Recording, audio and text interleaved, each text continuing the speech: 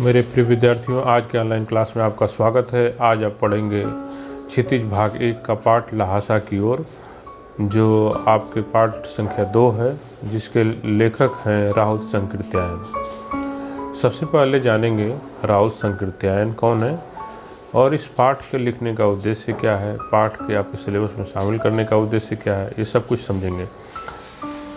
राहुल संकृत्यायन का जो मूल नाम था वो केदारनाथ पांडे था।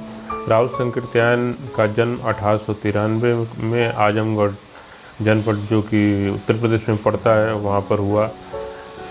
राहुल संकृत्यायन जो है, राहुल अपना नाम राहुल संकृत्यायन 1930 में श्रीलंका जाकर के बौद्ध धर्म ग्रहण करते हुए इन्होंने अपना नाम रख लिया राहुल संकृत्यायन और बौद्ध धर्म ग्रहण कर लिया। सबसे खास बात है मेरे प्यारे बच्चों कि बौद्ध धर्म का इनके ऊपर इतना असर था कि इन्होंने पाली, प्राकृत, अपभ्रंश सहित जो है दुनिया की कई भाषाएं जो है भी सीखी। भारतीय भाषाओं के साथ दुनिया की भी कई भाषाएं सीखी। ये प्रकांड विद्वान थे। और ये राहुल संकृत्यायन नाम के पीछे भी एक कहानी ये है कि आपको पता है कि महात्मा बुद्ध के पुत्र का नाम राहुल था और इसलिए इनका नाम राहुल संकृत्यायन इन्होंने अपना रखा। बौद्ध धर्म को एक्सेप्ट करने के बाद, जब बौद्ध धर्म इन्होंने ग्रहण कर लिया तो अपना नाम रखा राहुल संकृत्यायन। अब आते हैं राहुल संकृत्यायन ने ये पाठ किस तरीके से लिखा। ये दरअसल यात्रा वृत्तांत है। यात्रा वृत्तांत के संदर्भ में मेरे प्यारे बच्चों ये जान लीजिए कि जब एक लेखक किसी इलाके का यात्रा करता है, किसी दूसरे देश की यात्रा करता है, तो अपने वो यात्रा वृत्तांत को, जो यात्रा के अंदर यात्रा करते हुए जो उसका अनुभव रहा है, उसको जब वो लिपिबद्ध करता है, लिखता है, तो उसे यात्रा वृत्तांत कहते हैं। यात्रा वृत्तांत में जिस स्थान पर वो गया है घूमने, वहाँ का परिवेश किस तरीके का है, वहाँ का समाज किस तरीके का है, वहाँ रहने वाले लोग किस तरीके के हैं, उनकी बोली, भाषा, व्यवहार किस तरीके का है, सब कुछ जो है लेखक वर्णित करता है। तो जिस दौर में ये पाठ मतलब कि ये यात्रा वृत्तांत राहुल संकृत्यायन ने लिखा, उसको समझना महत्वपूर्ण है। मेरे प्यारे बच्चों, लहासा तिब्बत की राजधानी है लहासा, और लहासा की ओर मतलब कि जब ये राहुल संकृत्यायन भारत से लहासा जाते हैं, यानी तिब्बत जाते हैं, ये एक अंश है लहासा की ओर। ये मूलतः राहुल संकृत्यायन का मूल जो किताब है, तिब्बत की यात्रा, मेरे तिब्बत की पहली यात्रा में संकलित है और वहाँ से लिया गया है उस किताब से, छोटा सा अंश आपको पढ़ने के लिए। लेकिन इसको समझना ये ज़रूरी है आपको कि किस तरीके से वो तिब्बत पहुँचते हैं, क्योंकि उस दौर में तिब्बत जाने पर भारतीयों को रोक थी। तिब्बत जो है, चाइना ने धीरे धीरे तिब्बत को अपने कब्जे में कर लिया था और भारतीयों को जाने पर रोक थी। लेकिन राहुल संकृत्यायन गए और इन्होंने एक भिक्षु का भेष बना करके गए। भिक्षु का भेष बना करके गए। किस तरीके से गए? नेपाल के रास्ते से होकर तिब्बत गए, और नेपाल के रास्ते से होते हुए तिब्बत के दुर्गम इलाकों से किस तरीके से तिब्बत पहुँचते हैं, और तिब्बती लोगों का क्या खान पान है, बौद्ध धर्म को लेकर के वहाँ पर क्या मान्यताएं हैं, वहाँ का रीति रिवाज क्या है, सामाजिक परिवेश किस तरीके का है, ये सब कुछ इस पाठ में आपको मिलेगा। राहुल संकृत्यायन के यात्रा वृत्तांत बहुत चर्चित रहे हैं। इन्होंने बौद्ध धर्म पे काम करते हुए लगभग जहाँ जहाँ बौद्ध धर्म गया, जापान से लेकर के इंडोनेशिया से लेकर श्रीलंका तक जो है, सब देशों की यात्रा जो है कि इन्होंने एक भिक्षु के तौर पे किया और बौद्ध धर्म के विपुल साहित्य को इकट्ठा किया। तो एक बौद्ध अध्येता के तौर पे, एक रिसर्च स्कॉलर के तौर पे पूरी दुनिया में घूमते रहे। तो राहुल संकृत्यायन एक बड़े विद्वान थे, खासकर बौद्ध धर्म के बड़े विद्वान थे। इनकी किताबें चर्चित रहीं। इस पाठ को आपके सिलेबस में इसलिए रखा गया है कि आप जो है तिब्बत को महसूस कर सकें। आपके एक और पाठ जब आप आगे जाएंगे 10 क्लास में, तो यात्रा वृत्तांत आपके पाठ में है जिसमें मधु कांकरिया का साना साना हाथ जोड़ के, वो भी यात्रा वृत्तांत है, जो कि एक तरीके से गंगटोक जो है सिक्किम की राजधानी गंगटोक किस तरीके से है, कैसे वहाँ का परिवेश है, पहाड़ी क्षेत्र किस तरीके का है, कितनी खूबसूरत प्रदेश है, इसमें वर्णन। इसी तरीके से तिब्बत की क्या उस समय स्थिति रही होगी, और एक लेखक जब यात्रा करता है तो वो किन चीज़ों को देखता है। एक लेखक यात्रा करता है तो सिर्फ उसकी यात्रा नहीं होती, बल्कि उसके सांस्कृतिक परिवेश को भी किस तरह देखता है, किस तरह सामाजिक परिवेश को भी वो अध्ययन करने की कोशिश करता है और लिखने की कोशिश करता है, किस तरीके के लोगों से वहाँ से मिलता है और जानकारियाँ इकट्ठा करता है। तो आप कहीं पर भी यात्रा करिए तो सिर्फ उन चीज़ों को न देखिए जो कि दिख रही हैं, बल्कि वहाँ के लोगों के रहन सहन किस तरीके का, परिवेश किस तरीके का है, सांस्कृतिक आदान प्रदान किस तरीके का है, वहाँ के कमज़ोर तबका किस तरीके का है, वहाँ के मेहनत और मजदूर किस तरीके के काम कर रहे हैं, ज़िंदगी का संघर्ष किस तरीके का है, ज़िंदगी का राग किस तरीके का है, ज़िंदगी का सौंदर्य किस तरीके का है। ये सब चीज़ें देखना चाहिए यात्रा करते हुए एक जागरूक नागरिक की तरह से। राहुल संकीर्त्यायन के इस पाठ के माध्यम से आप ये समझ सकेंगे कि तत्कालीन जो है तिब्बत की क्या स्थिति थी, चाइना जब उसको अपने कब्जे में ले रखा था। आप वहाँ पे बौद्ध भिक्षुकों की क्या स्थिति थी, आप उसके भौगोलिक परिवेश से भी परिचित हो सकेंगे। यात्रा वृत्तांतों की ये विशेषता है। तो थोड़ा सा जान लेते हैं कि राहुल संकीर्त्यायन की कृतियाँ कौन कौन सी हैं जो कि चर्चित रही।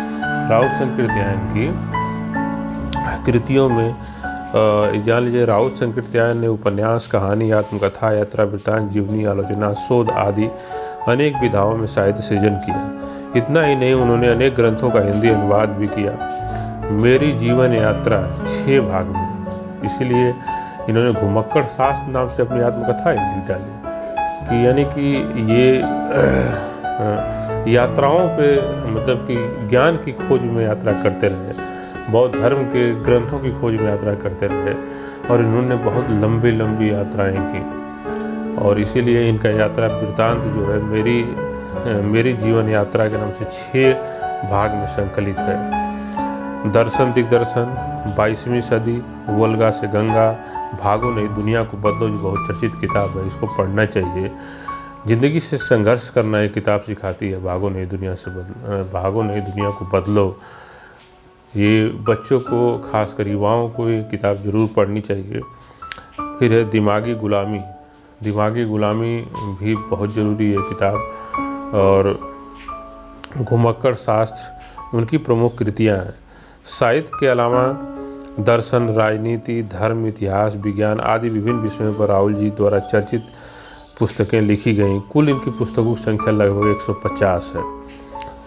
राहुल जी बहुत सी लुप्त प्राय, जो कि बौद्ध धर्म की तमाम ग्रंथ जो खो गए थे, उन्हें जो है खोज करके लाए, तिब्बत से, जापान से, इंडोनेशिया से, जहाँ जहाँ बौद्ध धर्म फैला है वहाँ से ले करके आए, और उनका उन्होंने संकलन किया। यहाँ तक कि त्रिपिटक जो था, बौद्ध धर्म का मूल जो ग्रंथ है, उसको भी इन्होंने, उस पर भी काम किया, उसको भी जो लुप्त प्राय हो गई सामग्री थी उसको भी उन्होंने खोजा। तो ये जो है राहुल संकीर्त्यायन की विशेषता है कि वो ज्ञान के लिए पूरी दुनिया में एक तरह चक्कर लगाते रहे भिक्षुक के रूप में। तो राहुल संकीर्त्यायन के बारे में एक चीज़ और जानना चाहिए कि राहुल संकीर्त्यायन, झारखंड से भी राहुल संकीर्त्यायन का एक रिश्ता रहा है कि राहुल संकीर्त्यायन जो हजारीबाग का जेपी कारागार है, उसमें जो है राहुल संकीर्त्यायन स्वतंत्रता आंदोलन के दौर में एक स्वतंत्रता आंदोलन के कैदी के रूप में जो है कि रहे, और स्वतंत्रता भारत माँ की सपूत के रूप में जो है कि अंग्रेज़ों के विरुद्ध जो है तमाम गतिविधियों में वो शामिल रहे, जिसके कारण उनको वहाँ जेल में रखा गया था। तो हजारीबाग जेल में रहते हुए भी उन्होंने किताबें लिखी। तो हर वक्त जो है कि ज्ञान की खोज में रहने वाले राहुल संकीर्त्यायन, और हमेशा एक तरीके से कह सकते हैं कि एक जिजीविषा थी ज्ञान को समझने की, प्रक्रिया को विकसित करते रहने की। तो मेरे प्यारे बच्चों, झारखंड से भी जो राहुल संकृत्यान का एक गहरा रिश्ता रहा है। ये चीज़ आपको जानना चाहिए। हजारीबाग जेल में जो जिसको जेपी कारागार के नाम से जाना जाता है, वहाँ भी रह करके उन्होंने किताबें लिखी। उस जेल से भी उन्होंने कई किताबें लिखी जो कि बहुत ही चर्चित हुई। तो उन राहुल संकृत्यान का आपका यात्रा वृत्तांत जो है पढ़ना है कि यात्रा जब उन्होंने तिब्बत की भिक्षु के रूप में की नेपाल के रास्ते से, तो क्या क्या देखा, आइए देखते हैं। लहासा की ओर वह नेपाल से तिब्बत जाने का मुख्य रास्ता है। फरी कलिंगपोंग का रास्ता जब नहीं खुला था तो नेपाल ही नहीं, हिंदुस्तान की भी चीज़ें इसी रास्ते तिब्बत जाया करती थीं। यह व्यापारिक ही नहीं, सैनिक रास्ता भी था। इसीलिए जगह जगह फौजी चौकियां और किले बने हुए हैं जिनमें कभी चीनी पलटन रहा करती थी। आजकल बहुत से फौजी मकान गिर चुके हैं। दुर्ग के किसी भाग में जहां किसानों ने अपना बसेरा बना लिया है, वहां घर कुछ आबाद दिखाई पड़ते हैं। ऐसा ही परित्यक्त मतलब खाली होता है। ऐसा ही परित्यक्त एक चीनी किला था। हम वहाँ चाय पीने के लिए ठहरे। तिब्बत में यात्रियों के लिए बहुत सी तकलीफ़ें भी हैं और कुछ आराम की बातें भी। वहाँ जाति पाति छुआछूत का सवाल ही नहीं है और नहीं औरतें पर्दा करती हैं। बहुत निम्न श्रेणी के भिखमंगों को लोग चोरी के डर से घर के भीतर नहीं आने देते, नहीं तो आप बिल्कुल घर के भीतर चले जा सकते हैं। चाहे आप बिल्कुल अपरिचित हों, तब भी घर की बहू या सासू को अपनी झोली में से चाय दे सकते हैं। वो आपके लिए उसे पका देगी। मक्खन और सोडा नमक दे दीजिए, वह चाय चोंगी में कूट कर उसे दूध वाली चाय के रंग की बना के मिट्टी के टोटीदार बर्तन में रख के आपको दे देगी। यदि बैठक की जगह चूल्हे से दूर है और आपको डर है कि सारा मक्खन आपकी चाय में नहीं पड़ेगा, तो आप खुद जा कर के चोंगी में चाय मत कर ला सकते हैं। चाय का रंग तैयार हो जाने पर फिर नमक मक्खन डालने की ज़रूरत होती है। ये जो तिब्बत की जो प्रारंभिक अवस्था ये बता रहे हैं कि वहाँ पर बौद्ध धर्म को मानने वाले लोग हैं और बौद्ध धर्म इसीलिए आया ही था मेरे प्यारे बच्चों। इस ऊंच नीच जाति व्यवस्था, इस वर्ण व्यवस्था के खिलाफ बौद्ध धर्म आया था।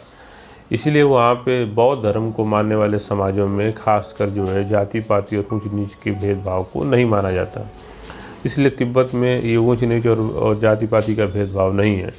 स्त्रियां उन्मुक्त हैं, स्त्रियों को भी पर्दे के भीतर नहीं रखा जाता और वो अपने जो है अधिकारों की बात करने के लिए स्वतंत्र हैं। तिब्बत की एक खास बात ये है कि वहाँ जो भीख मांगने वाले लोग हैं, उनसे लोग चोरी के डर से अपने घरों के अंदर नहीं जाने देते। नहीं तो वहाँ के लोग इतने खुले हुए हैं कि कोई अपरिचित भी उनके घरों में जा सकता है, उनकी बहू बेटियों से चाय बनाने की बात कर सकता है कि आप चाय बना दीजिए। तो ये जो तिब्बत की जो विशेषता जो राहुल संकृत्यान बता रहे हैं, ये जो है इस यात्रा वृत्तांत से आप जान पाते हैं। आगे बढ़ते हैं। खाली पड़े चीनी किले से जब हम चलने लगे तो एक आदमी राहदारी मांगने आया। हमने वह दोनों चींटे उसे दे दी। राहदारी मतलब होता है राह, मतलब रास्ते में चलना। राहदारी मतलब इस रास्ते पे चल रहे हैं तो उसमें सहयोग कुछ कर रहे हैं, तो एक तरह से टैक्स कर सकते हैं राहदारी को। तो वो आदमी आया जिसको, तो इन्होंने अब इनके पास जो कुछ भी था एक भिखमंगे के रूप में, उसको वो दे दिया राहुल संकृत्यान ने। शायद उसी दिन हम थोंगला के पहले के आखिरी गांव में पहुंच गए। यहाँ भी सुमति के जान पहचान के आदमी थे और भिखमंगे रहते भी ठहरने के लिए अच्छी जगह मिली। देखिए, सुमति जो है जो कि एक बौद्ध भिक्षुक हैं जो इनके साथ हैं, और कई इनके परिचित लोग जो है कि सुमति के मिले और इसलिए इन लोगों को रहने के लिए वहाँ पे अच्छी जगह मिल गई। आगे 5 साल बाद जब हम इसी रास्ते लौटे थे और भिखमंगे नहीं एक भद्र यात्री के वेश में घोड़ों पर सवार होकर आए थे, किंतु उस वक्त किसी ने हमें रहने के लिए जगह नहीं दी थी और हम गांव के सबसे गरीब झोपड़े में ठहरे थे। बहुत कुछ लोगों की उस वक्त की मनोवृत्ति पर ही निर्भर है। खासकर शाम के वक्त छंग पीकर बहुत कम होश हवास में दुरुस्त रखते हैं। छंग पीकर मतलब एक भांग की तरह एक नशा करता है। छंग उसको पी करके लोग जो है नशे में धुत रहते हैं।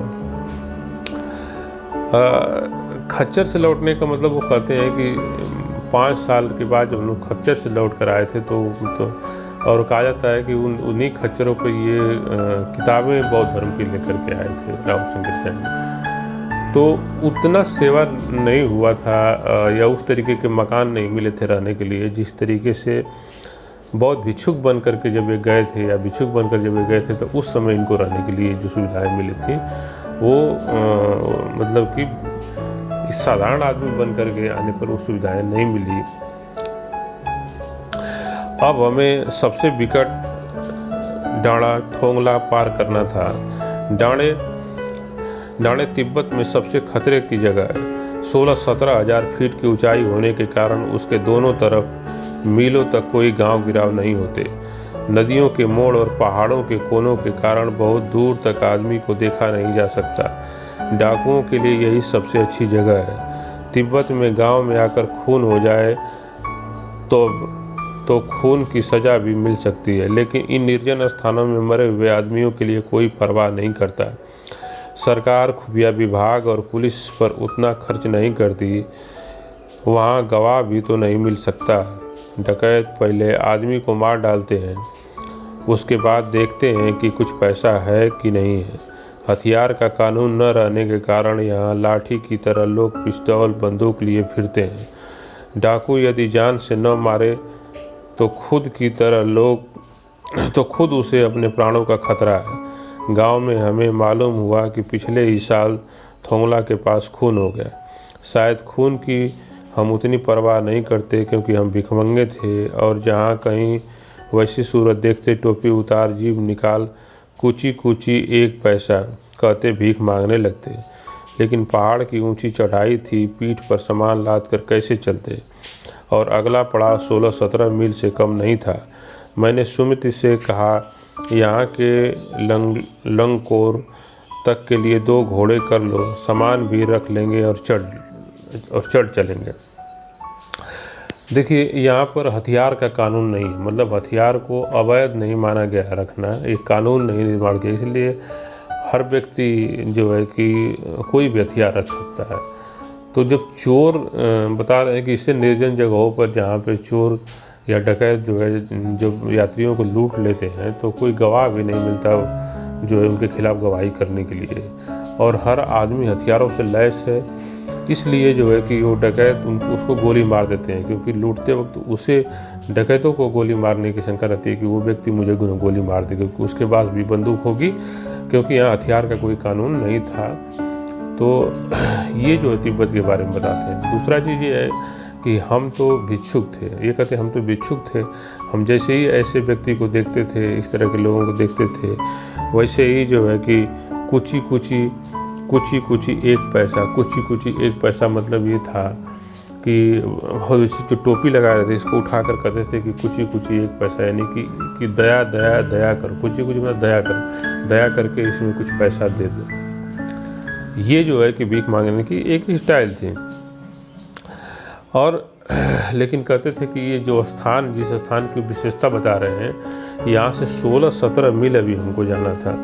तब इन्होंने अपने जो साथी सुमित था उसे कहा कि किसी खच्चर की व्यवस्था कर लो और हम लोग उस पर सामान भी लाद देंगे और चलेंगे, क्योंकि यात्रा ये बहुत दुर्गम रास्तों से होने वाली है, पहाड़ों के ऊपर से होने वाली है।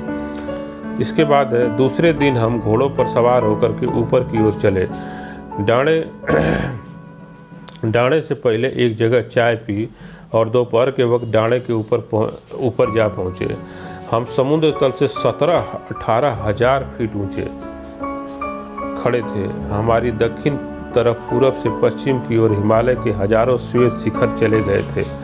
भीटे की ओर दिखने वाले पहाड़ बिल्कुल नंगे थे, न वहाँ बर्फ़ की सफ़ेदी थी न किसी तरह की हरियाली। उत्तर की तरफ बहुत कम बर्फ़ वाली चोटियाँ दिखाई पड़ती थीं। सर्वोच्च स्थान पर डाँड़े के देवता का स्थान था, जो पत्थरों के ढेर, जानवरों के सींगों और रंग बिरंगे कपड़ों की झंडियों से सजाया गया था।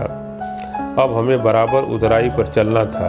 चढ़ाई तो कुछ दूर थोड़ी मुश्किल थी, लेकिन उतराई बिल्कुल नहीं। शायद 2-1 और सवार साथी हमारे साथ चल रहे थे।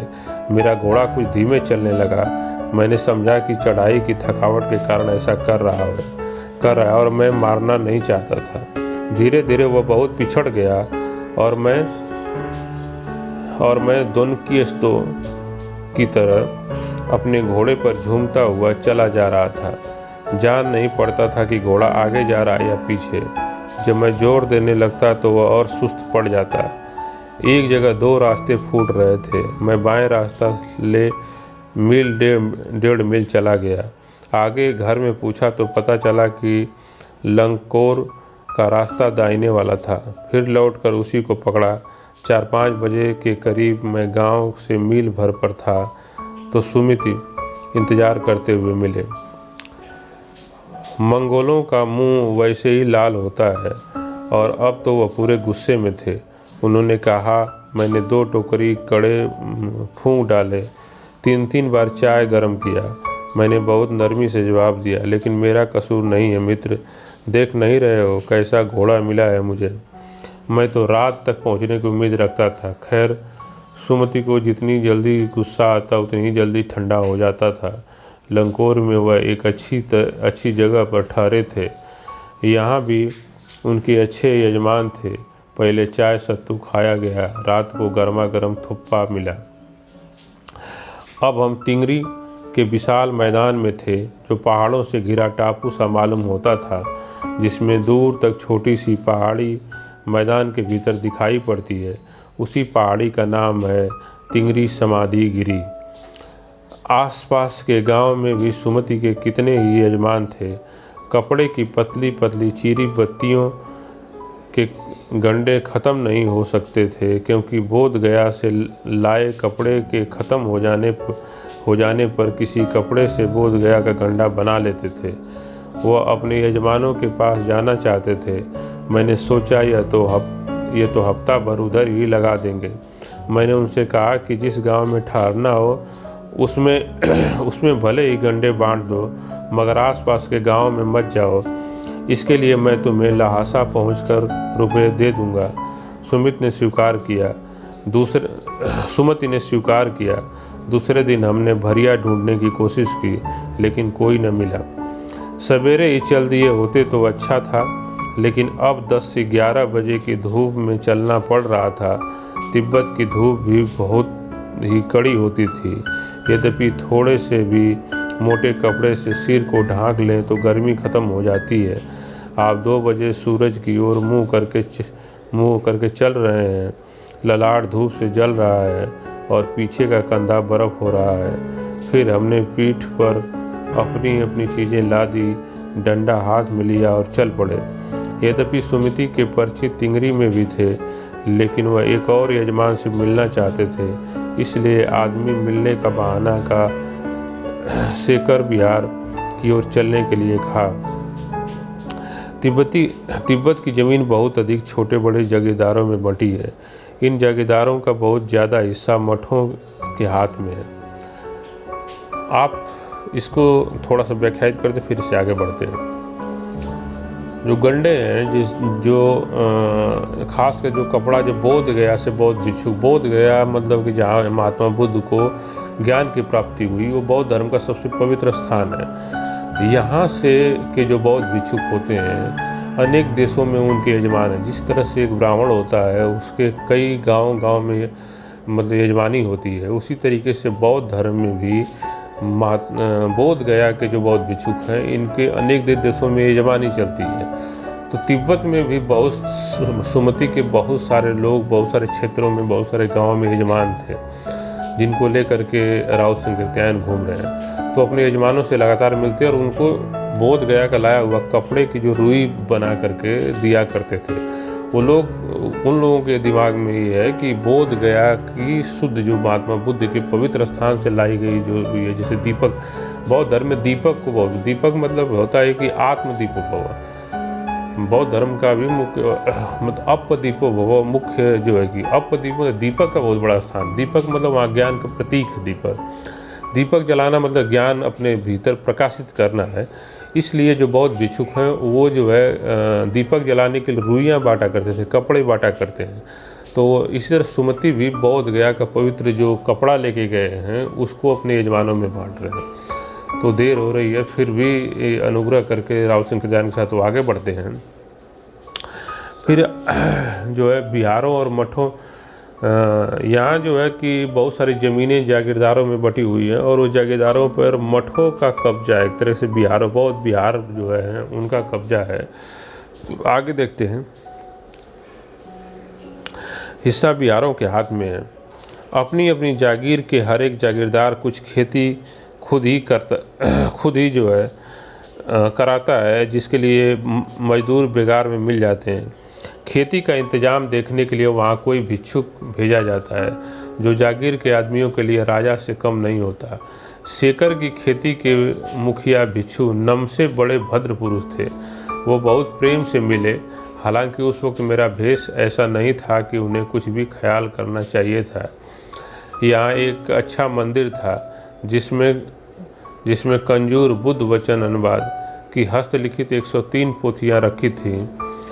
यहाँ एक मंदिर था जिसमें कंजूर मतलब कि बुद्ध का वचन का जो अनुवाद करके कंजूर जो किताब थी वो उसकी कुल मिलाकर के 103 पोथियाँ रखी हुई थी उस मंदिर में। कहते हैं कि मेरा आसन भी वहीं लगा। वह बड़े मोटे कागज़ पर अच्छे अक्षरों में लिखी हुई थी। एक एक पोथी 15-15 शेर से कम नहीं होगी, 15-15 से 15-15 किलो की एक एक पोथी, एक एक किताब से कम नहीं रहेगी। सुमति ने फिर आसपास अपने यजमानों के पास जाने के बारे में पूछा। मैं अब पुस्तकों के भीतर था, इसलिए मैंने उन्हें जाने के लिए कह दिया। दूसरे दिन वह गए। मैंने समझा था कि 2-3 दिन लगेंगे, लेकिन वह उसी दिन दोपहर बाद चले आए। तिंगरी गांव वहां से बहुत दूर नहीं था। हमने अपना अपना सामान पीठ पर उठाया और भिक्षु नमसे से विदाई लेकर चल पड़े। ये आपका पाठ है। जो 2-3 बातें आपको जान लेना जो ज़रूरी है कि खासकर डांडा जो है, डांडा मतलब होता है ऊंची ज़मीन, जिसको डांगा कहते हैं। डांगा मतलब ऊंची ज़मीन, ठीक है। थोंगला तिब्बत सीमा पर एक स्थान था, थोंगला जो शब्द आया इसमें। फिर है भीटे, मतलब ऊंचे ऊंचे जो टीले हैं उसको भीटा कहते हैं। भोजपुरी में भी भीटा ही कहते हैं, भोजपुरी भाषी हैं, लेखक भोजपुरी भाषी है। तो इसको कंडे मतलब उपले जिसको कहते हैं, जिसको आप गाय के गोबर या भैंस के गोबर का जो उपले बनाते हैं, जिसके ऊपर खाना भी बनता है, तो वो उपले। सत्तू सारे लोग जानते हैं, सत्तू। थुंगपा सत्तू या चावल के साथ मूली, हड्डी और मांस के साथ पतली लोई के साथ जो है कि पकाया जाने वाला खाद्य पदार्थ जो तिब्बत में बहुत खाया जाता है, थुंगपा।